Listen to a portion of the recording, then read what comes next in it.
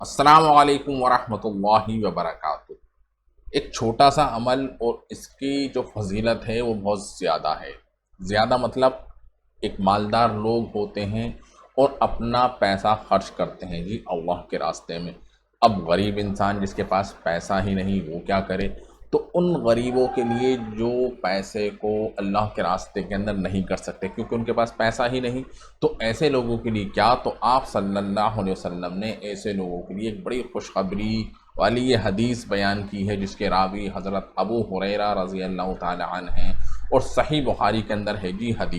حدیث نمبر ہے جی 6329۔ تو اس کے اندر اللہ کے نبی محمد صلی اللہ علیہ وسلم ارشاد فرماتے ہیں، ابو ہریرہ رضی اللہ تعالی عنہ نے کہ صحابہ کرام نے عرض کیا، یا رسول اللہ، مالدار لوگ بلند درجات اور ہمیشہ رہنے والی جنت کی نعمتوں کو حاصل کر لیں گے، یعنی کہ بلند درجے جنت میں تو جائیں گے جی صحابہ، لیکن صحابہ کو یہ ہوا جی احساس کہ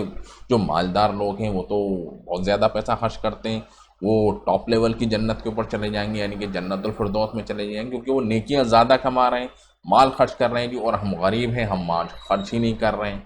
سمجھ رہے ہیں؟ تو سوال تو بالکل صحیح ہے جی، جنتوں کی نعمتوں کو حاصل کر لیں گے، نبی کریم صلی اللہ علیہ وسلم نے فرمایا یہ کیسے؟ صحابہ اکرام نے عرض کیا، جس طرح ہم نماز پڑھتے ہیں وہ بھی نماز پڑھتے ہیں، اور جس طرح ہم جہاد کرتے ہیں وہ بھی جہاد کرتے ہیں،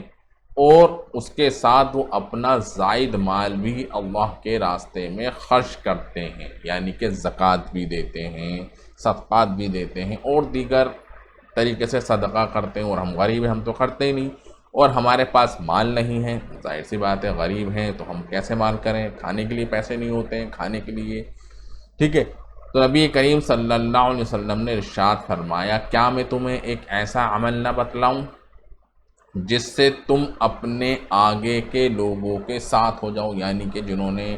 مال خرچ کر اتنی زیادہ نیکیاں کما لی ان کے برابر تک آپ پہنچ جاؤ، اور اپنے پیچھے آنے والوں سے آگے نکل جاؤ، یعنی کہ آپ سے جو پیچھے ہیں، جو ابھی نیکیاں کر رہے ہیں لیکن آپ کی نیکی سے کم ہے، تو یعنی کہ آپ ان سے آگے نکل جاؤ، اور جو نیکیاں کر گئے ہیں ان کے قریب آپ پہنچ جاؤ، اور کوئی شخص اتنا ثواب نہ حاصل کر سکے جتنا تم نے کیا ہو، یعنی کہ آپ نے یہ جو چھوٹا سا عمل جو آپ صلی اللہ علیہ وسلم بتا رہے ہیں، اگر وہ بھی یہ عمل نہ کرنے لگے، ٹھیک ہے، تو تبھی وہ آپ کے لیول تک پہنچ سکتا ہے، ادروائز آپ بہت آگے نکل جاؤ گے جتنا تم نے کیا ہو۔ سو اس صورت کہ جب وہ بھی وہی عمل کرے جو تم کرو گے،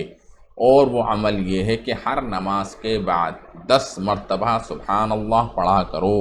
اور 10 مرتبہ الحمدللہ پڑھا کرو، اور 10 مرتبہ اللہ اکبر پڑھا کرو۔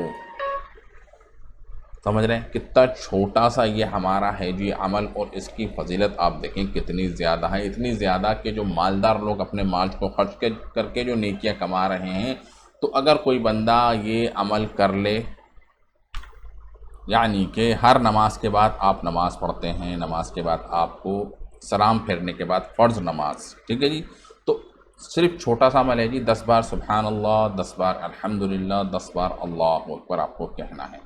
کتنا چھوٹا سا عمل اور کتنے زیادہ ہے جی اس کے فضائل، اور کتنا ہے بڑا ہے جی ثواب، گویا آپ نے مال خرچ کرا جی اللہ کے راستے میں۔ تو کوئی جو انسان جس کے پاس پیسہ نہیں، غریب نہیں، لیکن اس کی خواہش ہے کہ میں اللہ کے راستے میں خرچ کروں، تو اس کو چاہیے کہ وہ ہر نماز کے بعد 10 مرتبہ یہ تینوں کلمات پڑھنے۔ چھوٹا سا عمل ہے جی،